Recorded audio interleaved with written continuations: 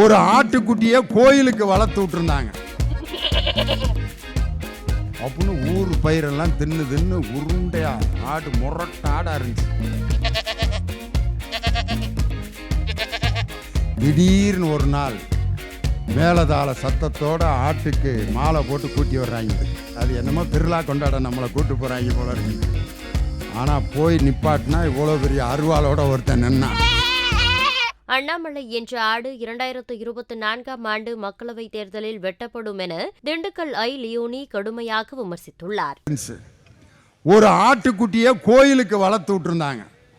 அந்த ஆட்டுக்குட்டி எங்க வேணாலும் போய் திங்குது. அது பாட்டுக்கு நெல் பயிரை சாப்பிடுது, எல்லாத்தையும் அது பாட்டுக்கு மேய்ஞ்சிக்கிட்டு இருக்கு.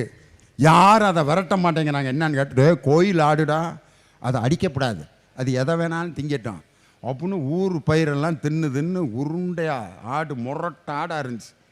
மாடு பார்க்குது, நமக்கு இந்த முடி தவிட பிணைஞ்சு வைக்கிறாங்க, ஒரு 10 வைக்கப்புள்ள அள்ளி போடுறாங்க, பாலை கொடுக்குறோம், நம்மளுக்கு இதை மட்டும்தான் கொடுக்குறாங்க. அந்த ஆடு ஊரே மேயுது, ஒன்றுமே சொல்ல மாட்டேங்கிறாங்களேன்ட்டு. திடீர்னு ஒரு நாள் மேலதாள சத்தத்தோட ஆட்டுக்கு மாலை போட்டு கூட்டி வர்றாங்க. அது என்னமோ திருவிழா கொண்டாட நம்மளை கூட்டு போகிறாங்க போல இருக்குன்ட்டு.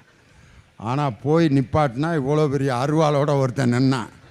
அப்போ தான் மாடு யோசிச்சு, டேய் நம்ம மக்களுக்கு வாழ்நாள் முழுவதும் நல்லது செஞ்சுக்கிட்டே இருப்போம்டா.